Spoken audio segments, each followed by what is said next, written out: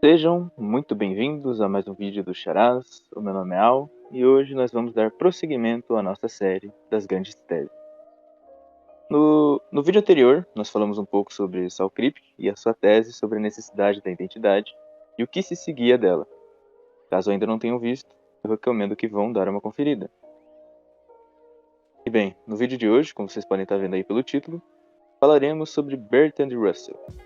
Bom, Russell foi um filósofo, lógico e matemático britânico muito influente do século passado. Ele foi amigo de George Moore, que foi outro filósofo muito importante, que juntos eles impulsionaram, alguns diriam até fundaram, embora isso seja discutível, a filosofia analítica.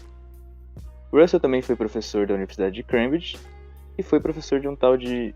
como é que é mesmo o nome do cara? Ludwig Wittgenstein. Wittgenstein. Enfim, esse cara aí que tá aparecendo na tela, um filósofo meio underground aí, eu acho que nenhum de vocês conhece, mas a gente vai falar um pouquinho dele mais pra frente. Bom, Russell possui muitas e muitas obras tratando dos mais diversos assuntos, então se vocês derem uma olhada aí na bibliografia dele, vocês vão ver que tem muita coisa, indo desde lógica e matemática, passando por ciência e religião, indo até política e pedagogia, ou seja, muita coisa mesmo. Mas o nosso foco aqui vai ser, claro, o seu trabalho como lógico e filósofo. Nós falaremos hoje, então, sobre a teoria das descrições definidas, doutrina a qual Russell expõe nos seus ensaios sobre anotação e descrições. Nisso já surge, então, a nossa primeira pergunta. O que são as descrições definidas? Para isso, devemos, primeiramente, saber o que são descrições. As descrições são uma espécie de expressão denotativa, ou seja, uma expressão usada para se referir a um dado objeto.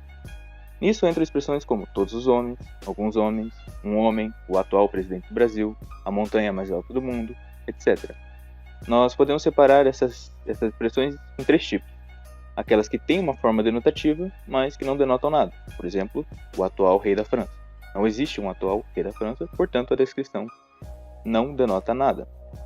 Aquelas que denotam um sujeito definido, como o atual presidente do Brasil, que denotam um certo homem. E por fim, aquelas que denotam um sujeito indeterminado. Por exemplo, quando eu digo, me encontrei com um amigo, estou denotando um sujeito, mas eu não especifico qual sujeito é esse, portanto, indeterminado. Segundo Russell, descrições indefinidas são todas aquelas que têm uma forma um tal e tal. Um sujeito, uma casa, uma montanha e assim por diante. As descrições definidas, por outro lado, são todas aquelas que sejam da forma o tal e tal. O artigo o ou a expressaria, quando usado com rigor, uma definição e também uma unidade da denotação. Sabendo agora, então, o que cada conceito significa, podemos passar para ver de que forma Russell faz a análise de tais expressões.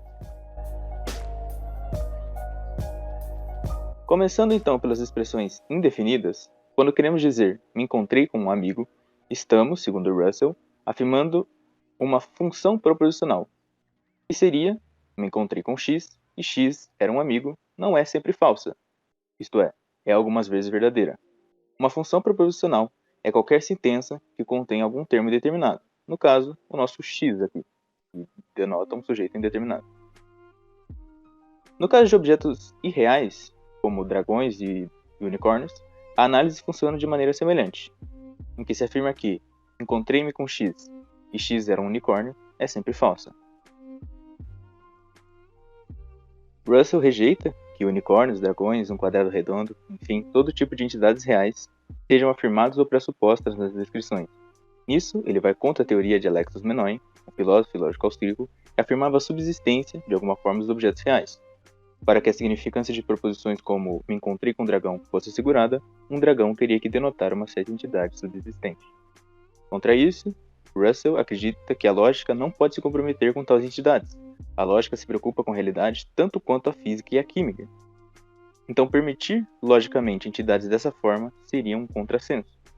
Além disso, ele também acusa Menoin de violar o princípio de não contradição, uma vez que se poderia afirmar que coisas sobre um quadrado redondo, por exemplo, que o atual rei da França existe, não existe, etc. Descartando então a teoria de Menoin, Russell afirma que o significado das proposições é independente da sua denotação. Tal afirmação desaguará na teoria dos nomes de Russell, que falaremos mais adiante. As descrições não têm significado por si próprias, mas cada proposição em que elas ocorrem possui um significado distinto. Outra teoria que Russell vai contra é aquela que Frege expõe no seu sobre-sentido e referência. Lá Frege distingue a referência, aquilo que a expressão denota, e o seu sentido, que é o modo de apresentação da sentença ou nome. Por exemplo, se dizemos Cícero é Túlio, isso com certeza tem um valor cognitivo, como Frege chamava, da proposição Cícero é Cícero. Essa segunda proposição seria uma proposição a priori, analítica, enquanto a outra não pode ser dita nesses termos tão facilmente. O motivo disso, para Frege, era que o sentido dado por Cícero e Túlio era distinto, embora a denotação fosse a mesma. O mesmo se aplicaria a casos feito Aristóteles é o autor de Poética, e também expressa uma certa relação de identidade. O problema que Russell vai notar é o que se fazer nos casos em que não há uma denotação.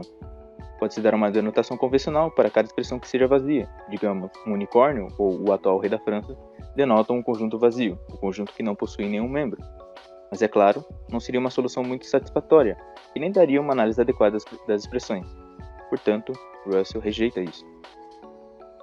Voltando para as descrições que possuem uma denotação, Russell tratará das descrições que levam nome, tipo Sócrates é um homem. Aqui se tem uma relação de identidade. Sócrates é idêntico a um certo homem, indeterminado. Assim, Russell define a existência de um objeto através das expressões denotativas indefinidas. Um objeto, descrito indefinidamente, existe se e somente se a expressão x é um tal e tal, em que x é um nome ordinário, é algumas vezes verdadeira. Partindo agora para as descrições definidas, Russell vai dizer que a única coisa que diferencia expressões definidas e indefinidas é a cláusula da unidade. Isto é, quando eu digo um homem, estabeleço a existência de ao menos um homem, mas nada garante que exista apenas um. Podem existir vários. Mas, em contrário, se digo o autor de Odisseia, estou estabelecendo uma unidade aqui. Existe um e apenas um autor de Odisseia. Assim sendo, a proposição Homero é o autor de Odisseia não poderia ser verdadeira se Homero nunca tivesse escrito, nem se mais de uma pessoa tivesse escrito Odisseia. Não é possível falar, portanto, de o brasileiro, o filho de João, em que João tem vários filhos, e no caso em que existem vários brasileiros. É verdade que nós usamos expressões desse tipo no dia a dia, mas seria mais correto dizer um brasileiro ou um filho de João. Também não podemos falar do atual rei da França, uma vez que tal entidade não existe. A análise das descrições definidas por Russell é então da seguinte forma. Vamos tomar a proposição Dante é o autor de A Divina Comédia. Disso extraemos duas coisas. A proposição X escreveu a Divina Comédia não é sempre falsa, e se X e Y escreveram a Divina Comédia, então X e Y são idênticos, denotam o mesmo indivíduo. Traduzindo para a linguagem natural, seria o equivalente a ao menos uma pessoa escreveu a Divina Comédia e no máximo uma pessoa escreveu a Divina Comédia. E mais formalmente representado seria alguém escreveu a Divina Comédia e qualquer coisa que seja distinta desse alguém não escreveu a Divina Comédia. Ou simbolicamente mostrando, por favor não se assustem se vocês não entenderem, e no caso a leitura seria, existe um X, tal que X escreveu a Divina Comédia, e, para todo Y, se Y escreveu a Divina Comédia, X e Y são o mesmo indivíduo. Essa é a fórmula que expressa o mesmo que as duas proposições anteriores. E como se dá nos casos em que uma descrição definida não denota nada? Bom, logo veremos isso, mas antes precisamos ver um pouco sobre a teoria dos nomes de Russell. Para Russell, não podemos substituir proposições onde haja nomes por descrições definidas, nem vice-versa. Por exemplo, se dissermos Mozart é o compositor do Requiem, embora Mozart e o compositor do Requiem denotem o mesmo indivíduo, certamente não é a mesma proposição que Mozart é Mozart, uma proposição meramente trivial. Também não é válido dizer, sem premissas adicionais, que o compositor de Requiem é o compositor do Requiem, pois, em sua perspectiva, para que essa proposição seja verdadeira, o compositor do Requiem precisa existir. Isso é, a função proposicional X é o autor do Requiem precisa ser algumas vezes verdadeira, ou nem sempre falso. Deste modo, o atual rei da França não é o atual rei da França, o quadrado redondo não é o quadrado redondo, e assim por diante. Para expressões que nada descrevem, dizer que o tal e tal é o tal e tal é sempre falso. Assim, vemos que a substituição de uma descrição por um nome não é equivalente para Russell. Outro aspecto importante da teoria dos nomes de Russell é a distinção entre os nomes ordinários e os nomes logicamente próprios. Nomes ordinários são aqueles que geralmente conhecemos, como Platão, Sócrates, Dante, Homero, Cícero, Pedro, Paulo, Maria, etc. A questão é que Russell não vê tais nomes como nomes genuínos, pois eles não meramente se referem a algo, mas também descrevem aquilo que denotam. Para nós entendermos esse ponto plenamente, devemos conhecer aquilo que é o atomismo lógico de Russell. Segundo essa teoria, existe uma forma lógica oculta nas proposições da linguagem natural, de forma que nós precisamos analisá-la, isso é, decompô-las até os seus elementos mais simples, seus átomos. Esses átomos semânticos teriam uma correspondência também com os fatos simples da nossa realidade, assim criando uma relação metafísica entre a linguagem e o mundo. Esse é basicamente todo o plano de fundo da obra Tratatus Lógico Filosófico de Wittgenstein, que, como já vimos, foi o aluno de Russell e herdou essa ideia dele. Essa análise que eu me refiro é justamente aquela que fizemos com Encontrei um Amigo e o autor, e Dante é o autor da Divina Comédia. Os nomes ordinários para Russell não se encaixam no propósito de serem esses átomos, uma vez que também poderiam ser decompostos em descrições definidas. Um nome tipo Homero seria uma abreviação de uma descrição. Poderia ser, digamos, o autor de Ilíada. O mesmo se dá com Beethoven, por exemplo, seria na verdade um disfarce, por assim dizer, da descrição o autor da Quinta Sinfonia. Outra razão para essa crença de Russell é o fato de que podemos falar que Homero não existiu, Sócrates não existiu, Hamlet não existiu, etc. Sejam essas proposições verdadeiras ou falsas, elas são significantes, obviamente. Mas para Russell, é sem sentido dizer que X é real ou X não existe, se X é um nome. Um nome necessariamente se refere a algo, do contrário não seria um nome, mas um sinal vazio. Assim, apenas de descrições pode-se falar adequadamente da existência ou da não existência, enquanto de nomes, não. Nomes logicamente próprios para Russell seriam, então, por exemplo, isso ou aquilo, ao que nós referimos diretamente, sem expressões denotativas. Aquilo que Russell chamaria de conhecimento por familiaridade, um conhecimento imediato que vem a nós desse ente referido. É a partir disso que surge a diferença entre denotação e referência de Russell. Expressões podem denotar algo, se o indivíduo em questão existir.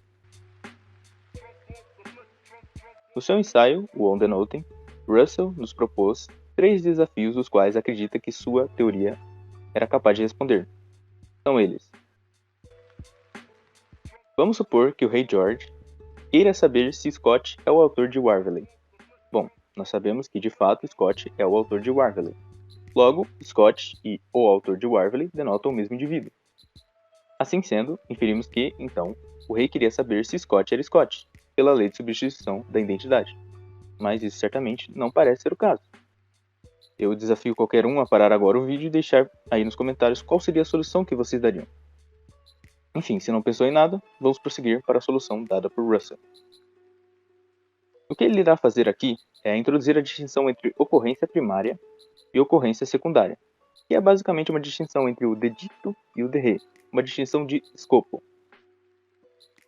A ocorrência primária é quando a descrição ocorre na totalidade da proposição. Na ocorrência secundária, ocorre apenas em parte. Vamos entender isso melhor. Quando eu digo que existe um e somente um X, tal que X escreveu Warvelley, e George queria saber se X é idêntico a Scott, aqui temos uma ocorrência primária. Mas quando eu digo que George queria saber se existia um X, somente um, tal que X escreveu Warvelley, e se Scott era idêntico a X, a ocorrência aqui é então secundária. Para facilitar na identificação, basta você ver se na análise é implicado ou não que a descrição definida em questão exista. Nas primárias, sempre implica, nas secundárias, não. Como vemos no caso de o autor de Warvelley. Sendo assim, pela nossa segunda análise, podemos claramente perceber que o que George queria saber era se existia um autor de Warvelley e se ele era Scott, e não se Scott era Scott. Agora, suponhamos que nós temos as duas seguintes proposições. O atual rei do Brasil é careca e o atual rei do Brasil não é careca. Sendo elas duas proposições com significado, devem, pelo princípio de ter sido excluído, seria uma verdadeira e a outra falsa. Mas não existe uma entidade que seja o atual rei do Brasil, de forma que tal entidade não cai nem sobre as coisas que são carecas, nem sobre as coisas que não são carecas. Como vamos resolver isso?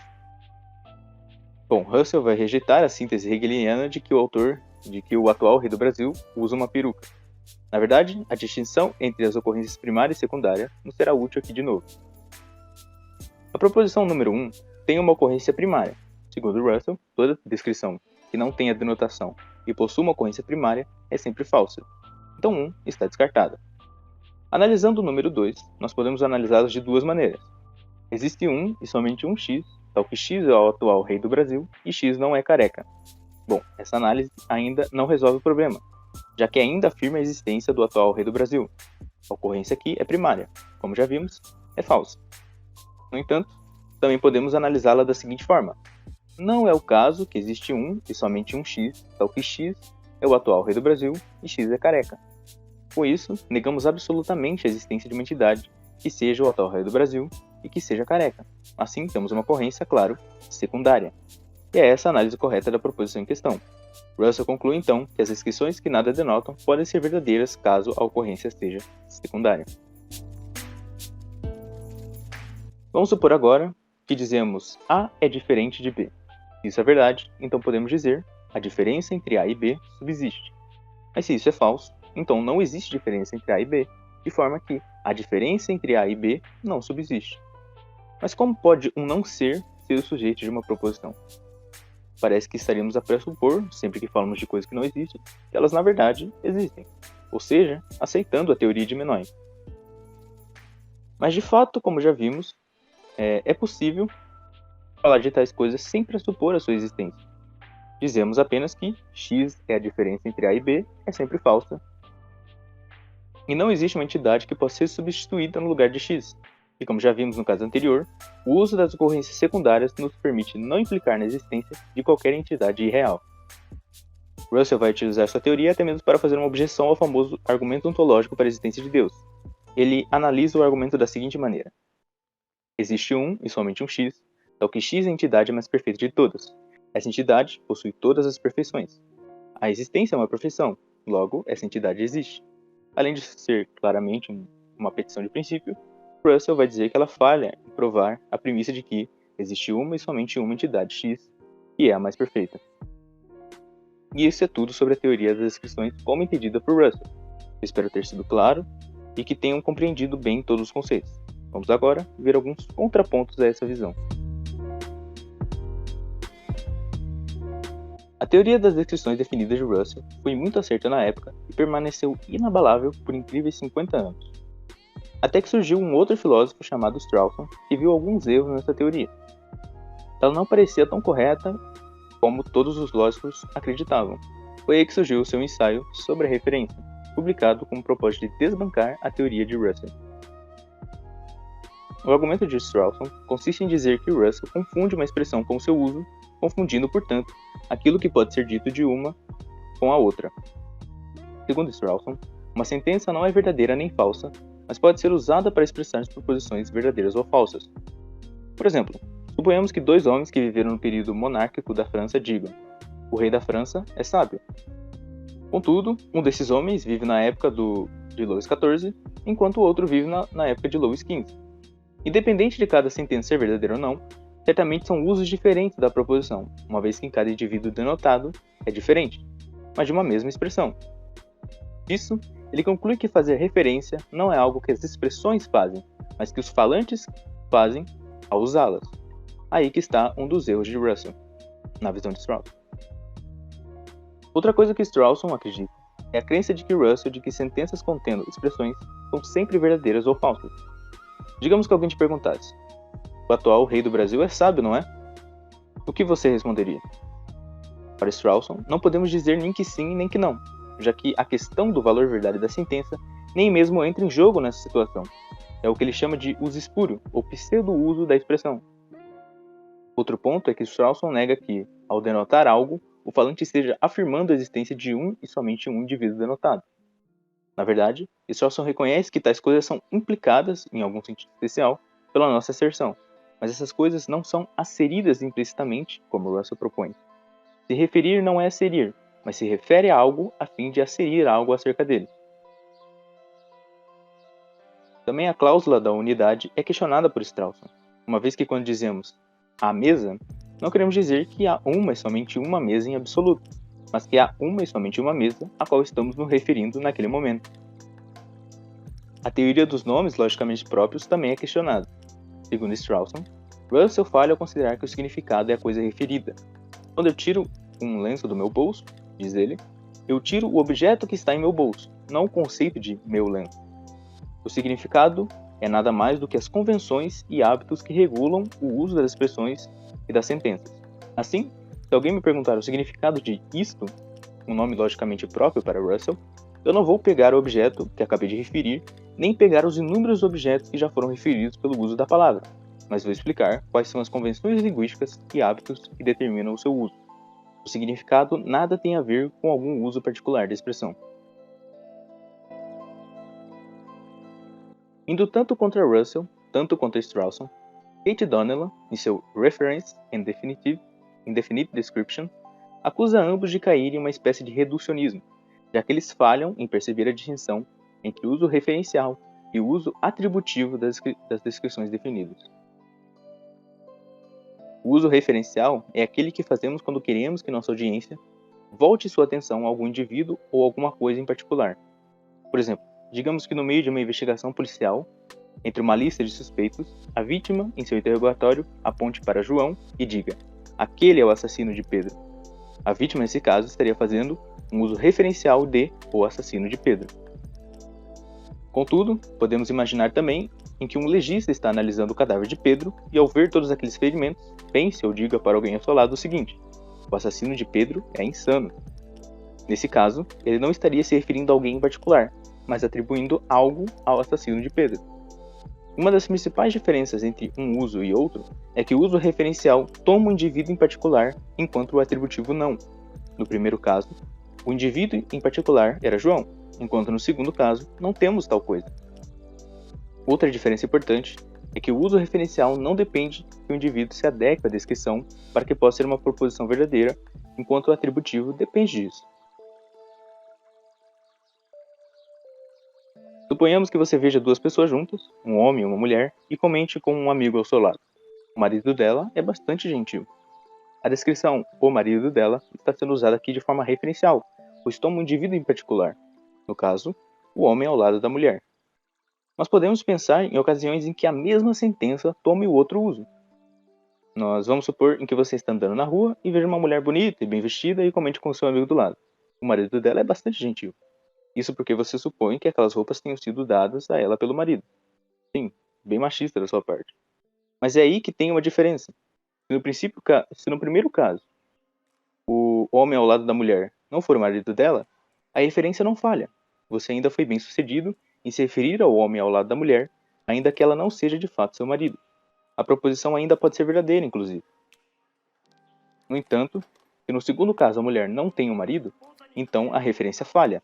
Isso porque, se não há marido, então não há nada a que possa ser atribuído o predicado ser gentil. Entendido isso, vamos às críticas. Primeiro, Donnellan critica Russell por não reconhecer o uso referencial em sua teoria, apenas o uso atributivo. A crença de que a função x é o tal e tal implica em existe somente um x, tal que x é o tal e tal, não parece verdadeira para o uso referencial, dado que a referência não falha se o indivíduo em questão não recai sobre a descrição. Já com Strawson, a crítica de Donnellan é diferente. Ele sumariza a teoria de Strawson sobre as referências nessas três proposições. Número 1. Se alguém afirma que o φ, uma descrição definida qualquer, é o tal e tal, e não existe nenhum φ, então ele não asseria uma sentença nem verdadeira nem falsa. Número 2. Se não há nenhum φ, então o falante falhou em se referir. Número 3. O motivo pelo qual a sentença não é nem verdadeira nem falsa é que ele falhou em se referir. A proposição 1 pode ser verdadeira apenas para o uso atributivo. Donnellan admite, mas não para o uso referencial. Coisas verdadeiras podem ser ditas mesmo que não exista um φ. Quando falamos o marido dela é bastante gentil, referencialmente, a proposição pode ser verdadeira mesmo quando ela não tem um marido, isso é, no caso em que em que o homem ao seu lado é de fato gentil. Disso imediatamente vemos a falsidade de 2 para uso referencial mais uma vez, já que é perfeitamente possível fazer referência, mesmo que não haja nada que se encaixe em phi. E 3 falha por não explicar por que alguém não poderia fazer uma asserção verdadeira ou falsa atributivamente. Voltando para Wittgenstein, que citamos no começo do vídeo, em sua obra tardia, As Investigações Filosóficas, ele criticou a teoria dos nomes de seu professor. A partir ali mais ou menos do parágrafo 37 da sua obra, Wittgenstein vai questionar o atomismo lógico, se perguntando o que seria o simples de um objeto e qual a relação entre o nome e o nomeado. Ele chega à conclusão de que aquilo que tratamos como simples e composto é relativo ao jogo de linguagem que estamos inseridos, de forma que não há simplicidade absoluta nas coisas. Disso, ele acredita que palavras como isto e aquilo não são nomes, como Russell queria. Um nome não é empregado por um gesto de indicação, mas apenas explicado por ele. Wittgenstein também separa o significado do nome de seu portador. Mesmo que não haja um portador, a palavra ainda pode ter significado, pois o significado nada mais é do que o uso da palavra dentro do jogo de linguagem.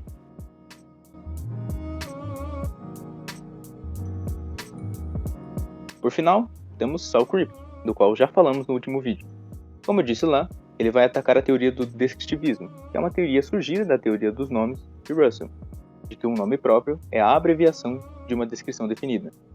Como ele mostra na sua obra, um nome e uma descrição correspondente não podem ser sinônimos, porque um nome é sempre um designador rígido, enquanto uma descrição não. Eu digo que Aristóteles é o autor de Poética, a relação estabelecida é contingente, de forma que Aristóteles poderia não ser o autor de Poética, e mesmo assim o nome Aristóteles teria a sua mesma referência.